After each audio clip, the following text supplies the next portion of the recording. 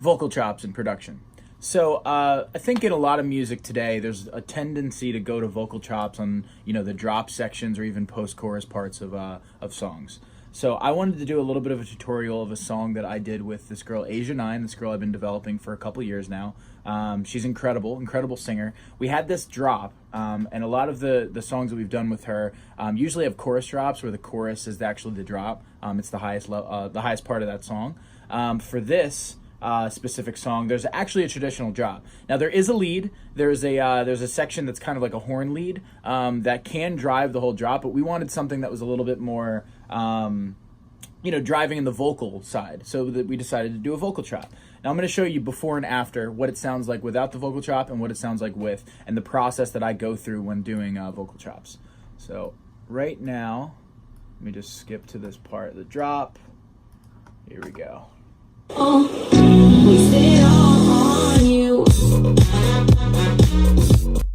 Oh, and it crashed. Hold on. On you. So as you can tell, it still has the driving factor of that lead. A couple ad-libs in there. But we wanted something that was going to kind of go above the horns. When we have the vocals in, there's like a couple frequencies that are kind of lack. They're not really present in that drop. So what I did was I took a vocal. This is the raw vocal. Let me go to this. Wasted all on you. So that's just like an ad lib that she did. It's actually the section right before the drop, the tagline. She did a secondary one that was really just for me to chop up. So what I did was I took that and I processed it. I put on auto-tune. A lot of the processing I did was actually similar to my vocal chain, but a couple things are different. So I used Pro G for the gate. I'm using same thing, Greg Wells voice centric.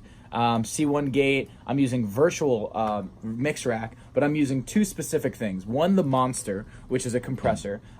This compressor is unbelievable for like that slamming sound, to get something to really pop. I love using it on certain vocals that I think I need more compression for. With this chop, I wanted it to stand out and be overly compressed, so I used the Monster. Then secondary to that on the mix rack is a plugin called Revival, which is basically like the shimmer and thickness, and I went through that in my other tutorial. After that, there's an 1176, similar settings to my 1176 that I use on my vocal chain. After that, what's really important is the manipulator. Now, the Infected Mushroom manipulator is my favorite formenter, pitcher, just overall effect for any sort of pitch, effect for vocals. You can use it on leads too, but what's interesting is that you can do these things called, it's like a sequencer pretty much, and you can go in and out of formants, in and out of things like, an FM or an octave or any of the other like crazy like parameters that the Infected Mushroom gives. They have an unbelievable amount of presets. I use Capricious. What I ended up doing was I clicked on Capricious, right? And I'll do that real quick, just so I can remember the rate and the shape. So if you go to Capricious, which is under Subtle, where are you, Capricious? Or maybe it's a morph. Yeah, Capricious. So if you go, you see the sequencer. It's kind of the boxier effect, which basically gives like hard cuts in between each of the actual pitches, or the formants rather. So what I did was I brought the shape down to about 0.75, I think it was. And then the rate, I think, stayed the same. Let me just double check. Hold on one second. Let me double check. I have it actually in my other chain. Yeah, rate is at 4. So that means that the rate is just how fast it's actually moving. I believe that's at a quarter note. So the shape is essentially, changing the flow of the changes or the dry wet in between each of the formants. So before I actually go to that vocal and show you what that sounds like by itself, I mean, I can if, we'll just show you. See how it's changing in and out of format? That adds a really cool effect. It's almost like a breathing effect to the vocal chop. So before I even get to the vocal chop, I actually process this. So after that, I use Verb Suite. This is an amazing, I use wide rich vocal room for a lot of my chops. And basically it's just like a really nice room verb.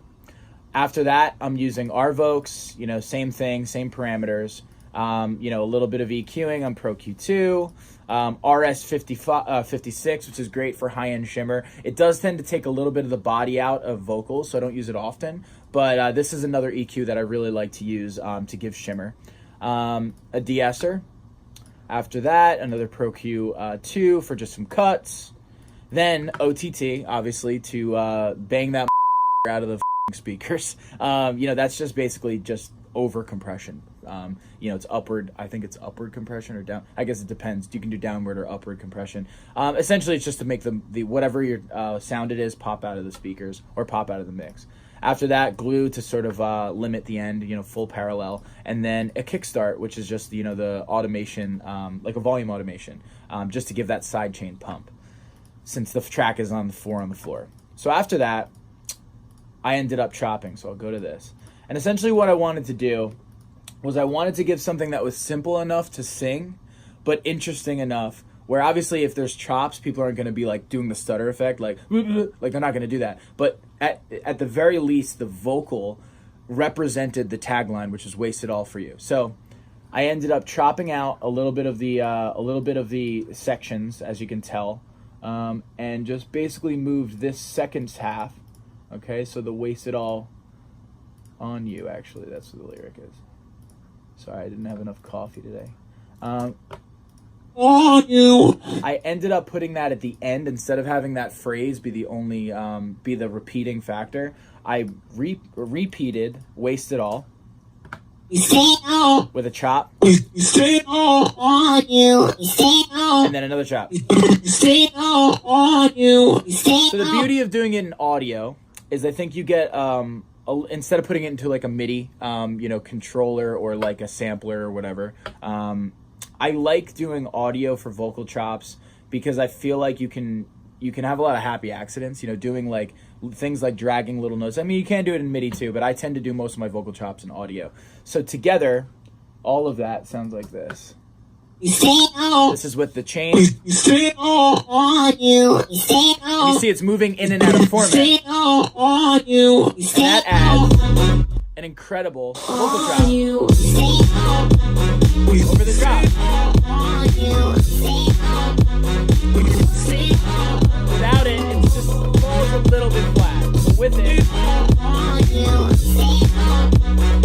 this adds a little bit more energy. It replaces the frequencies that you're missing from the vocal. You know, you have the vocal happening throughout all the breaks and the, you know, the chorus line building up to this drop. You want to make sure that you're representing your frequencies. With vocal chops, I usually try to, I mean, depending on the type of music, obviously, but if it's pop-driven dance music, like dance pop, I usually try to do the vocal chop with something that is sing-alongable. That's not a word, but you can sing along to it.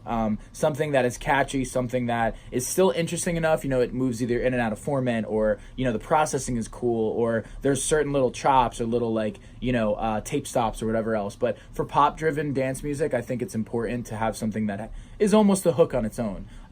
You know, it's like a mixture between a vocal and an instrument. So it's like a lead. Yeah, that's vocal chops. If you have any questions, hit the DM.